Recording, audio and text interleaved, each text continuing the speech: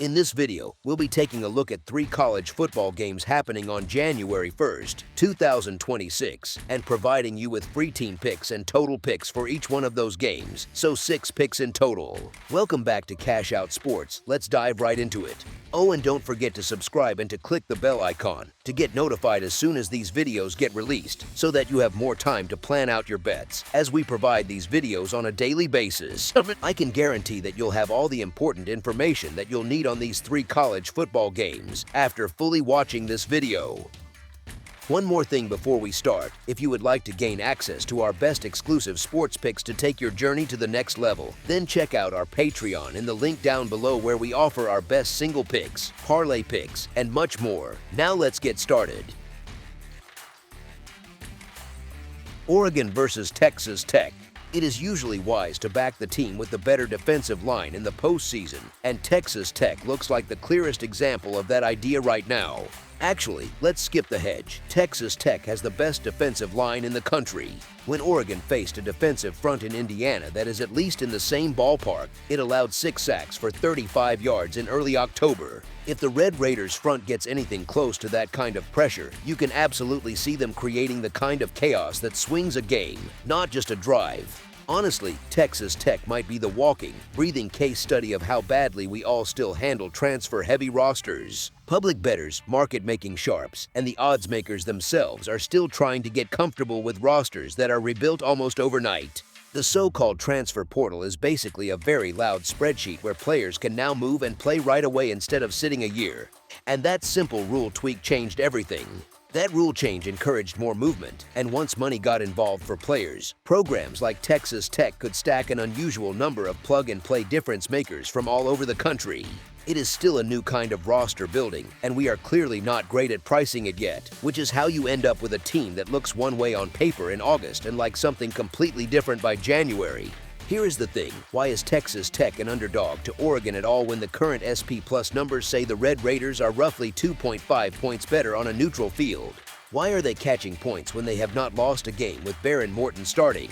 Why are they still treated like a fringe story when they are 8-0 against the spread versus Power 4 opponents with Morton in the lineup? Questions like that usually tell you more about the market than about the team. Across those 8 starts against Power 4 competition, Texas Tech has beaten the spread by an average of 16.25 points per game, which is not a fluke. It is a full season pattern screaming that this team deserves more respect. We just have not caught up to who they actually are yet, and that gap between perception and reality is exactly where you want to live when you are betting a spread. As our first pick for this matchup, the Texas Tech Red Raiders to cover the spread as underdogs is our full game side pick. Each unit sits inside the top 15 nationally in success rate and in points allowed per drive over the full season, and when the lights have been brightest, both groups have shown up instead of shrinking.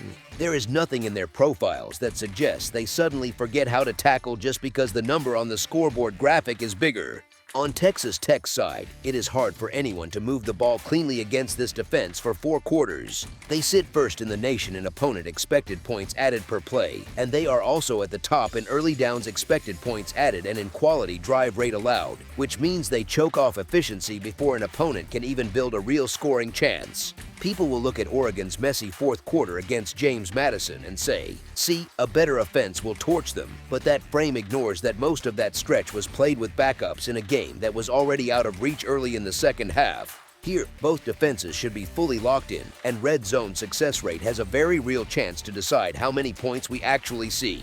Oregon's defense has quietly been top 10 in both yards allowed and points allowed, which fits with how they are constructed on the back end.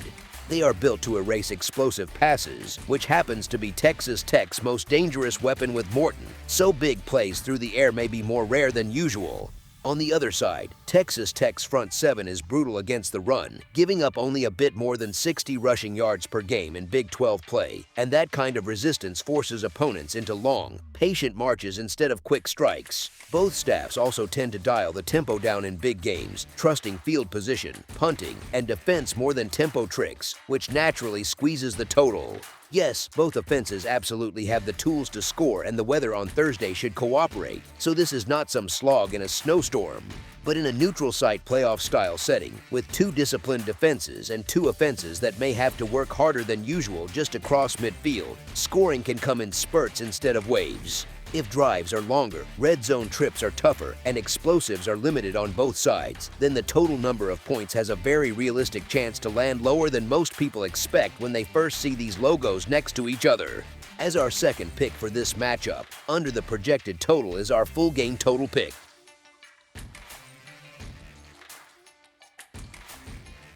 Alabama versus Indiana. If Alabama can really protect the passer, it can hang with anyone in the country.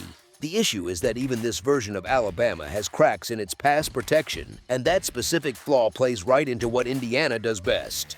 The Hoosiers rank 12th nationally in sack value created, which is not just a vanity number, it shows up in big stages. They racked up 5 sacks in the Big Ten championship against Ohio State, 6 on the road at Oregon, and 7 in their breakout performance against Illinois. That kind of repeated disruption is not an accident, it is a habit. Alabama is a highly talented but deeply flawed team that benefited from Oklahoma's mistakes in the first round of the college football playoff. Indiana, on the other hand, looks like one of the cleanest, most fundamentally sound teams we have seen in a long time, so you cannot simply expect the same gifts. Still, the Tide have one of the highest ceilings in the country, and when they are pushed to the edge, the passing game tends to be the part that wakes up first. This hook on the spread feels like it is practically inviting a second-half backdoor cover from an aggressive, explosive passing attack. If Alabama brings that sense of urgency from the opening kick, the Rose Bowl could quickly become the most entertaining quarterfinal of the weekend. The Tide do not have a credible, consistent rushing attack right now, so a fully committed pass-heavy game plan actually makes sense, even if it looks risky on paper. When you lean into that kind of volatility, you get more swings, more big plays, and more paths for an underdog to stay inside the number or even steal it late. The real question is how many coaches will script a game that calls for 40-plus passes against the number 4 passing defense and expected points added per dropback.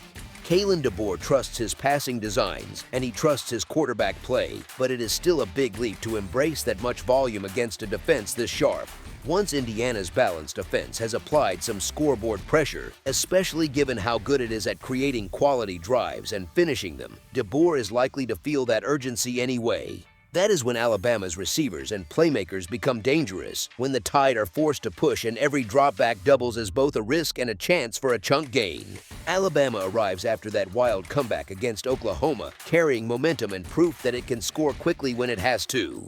Indiana comes in trying to preserve a perfect season after a long layoff, and that break in rhythm could trigger a slow start, even for a disciplined team. We already saw Indiana grind out a very low-scoring win over Ohio State when its offense sputtered a bit, so the Hoosiers are comfortable in a grind, but that type of script can still leave the back door open late for a dog with a live passing game. Alabama's speed on the perimeter and in space can create stress for Indiana's defense in spurts, especially as the game wears on and adjustments force more one-on-one matchups. If the layoff does cause even a brief lull for Indiana, that is enough of an opening for Alabama to hang within the spread, even if the Tide remain flawed overall. As our first pick for this matchup, the Alabama Crimson Tide to cover the spread as underdogs is our full game side pick. Offensively, Indiana averages 41.9 points per game, which ranks 4th in the nation, and defensively it allows only 10.8 points per game, which is 2nd. The Hoosiers put up 472.8 total yards per game, with 251.6 through the air and 221.2 on the ground, and they give up only 257.2 total yards per game, with 77.6 rushing yards and 179.5 passing yards allowed.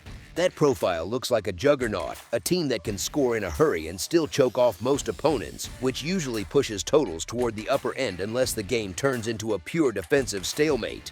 Alabama, by comparison, averages 31.4 points per game, sitting 33rd nationally while allowing 17.9 points per game on defense, which ranks 15th. The Tide generate 380.1 total yards per game, with 270.2 passing yards and 109.9 rushing yards, and they allow 288.9 total yards per game, with 120.6 on the ground and 168.4 through the air. So you have one offense that is used to putting up big numbers, and another that has a high ceiling through the air even if its ground game is lagging behind. Put that together, and it paints a picture of a matchup where both teams can contribute meaningfully to the scoreboard. Indiana's balance means it can score in different ways, whether that is explosive runs, efficient drives, or short fields created by its defense. Alabama's passing game, which we know can heat up when it is forced to throw, adds volatility, and volatility is usually a friend of the over, not the under. Even if Indiana has a slightly sluggish start after its layoff, its offense has shown all year that it can find a rhythm and stack points once it settles in. Meanwhile, Alabama's ability to create explosive gains through the air gives this game multiple chances to spike scoring in a single quarter, which matters a lot for overs. With both offenses capable of bursts and both teams carrying enough weapons to punish even small mistakes, the setup leans toward a game that threatens to clear a typical projected total rather than crawl under it. As our second pick for this matchup, over the projected total is our full game total pick.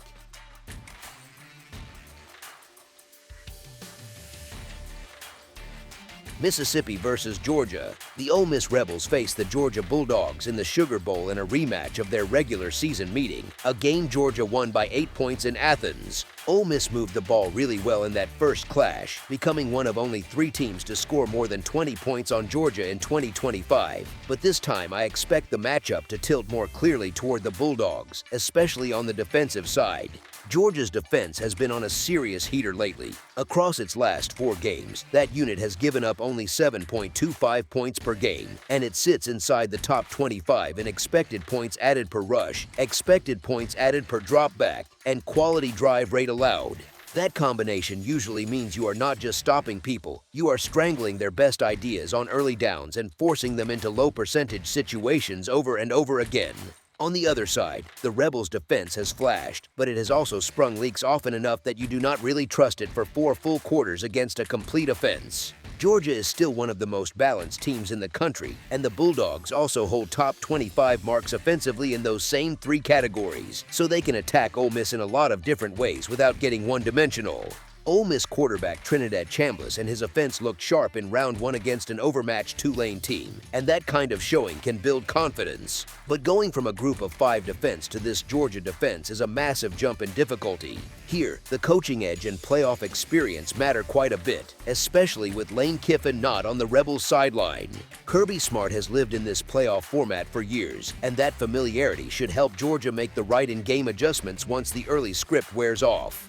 With all that in mind, I expect Georgia's talent, balance, and playoff know-how to show up in a more controlled way in this rematch. Instead of a wild back-and-forth shootout, this sets up as a game where Georgia is more comfortable dictating terms, tightening the screws defensively, and creating just enough separation to cover the number by the final whistle. As our first pick for this matchup, the Georgia Bulldogs to win and cover the spread as favorites is our full game side pick. Ole Miss looked smooth and efficient on offense against Tulane in round 1, which is exactly what you would hope to see from a high-powered unit against a weaker defense. But as the Rebels move deeper into the bracket without Lane Kiffin, you have to at least acknowledge that the coaching factor becomes more important with each week, particularly when you run into a staff that knows how to slow games down and squeeze the total. On the other sideline, Georgia has one of the most seasoned head coaches in this playoff structure, and that experience usually leans toward more controlled, less chaotic scoring environments. Both Ole Miss and Georgia have been leaning to the under lately, with each team hitting 4 unders in its last 5 outings, and that trend has not been random. Georgia has allowed an eye-popping 8 points per game over that stretch, and Ole Miss has quietly posted a top 20 defensive expected points added per dropback along with a defensive success rate inside the top 35. Those are the kind of numbers that turn long drives into field goal attempts or sudden stalls, which matters a ton if you are sweating an over ticket. As the favorite and the more playoff-tested group, Georgia's offense is also well-suited to control tempo. This is not a breakneck, hurry-up attack by default, and the Bulldogs rank 115th in the FBS in plays per second. If they are comfortable, they will happily drag the pace down compared to the first meeting, rely on efficiency instead of volume, and shorten the game. Both teams have had outstanding seasons, matching each other with one loss across 13 games coming into this one. They have both handled themselves well away from home, and the neutral site setting in New Orleans levels that part of the field. Georgia still profiles as the stronger defensive team, while Ole Miss has the more explosive offensive identity, which is a nice balance if you are thinking about how the game rhythm might unfold. Layer that on top of the recent form, where these two are a combined 8 unders in their last 9 games and are allowing only 35.2 points per game together this season, and you get a pretty clear picture. Taken as a whole, the defensive improvement on both sides, the slower expected tempo from Georgia, the playoff stage, and the recent under-trend all point toward a total that is more likely to land below the projected number than to recreate the fireworks of the first matchup. As our second pick for this matchup, under the projected total is our full game total pick. That's all for now, so if you have any other games you would like reviewed, then leave a comment down below with the game you would like analyzed, subscribe to our channel, leave a like on this video, and we'll get to it as soon as we possibly can. We would also love to hear your opinion on the picks presented to you in this video, whether you agree or disagree with them, so leave a comment down below and do let us know.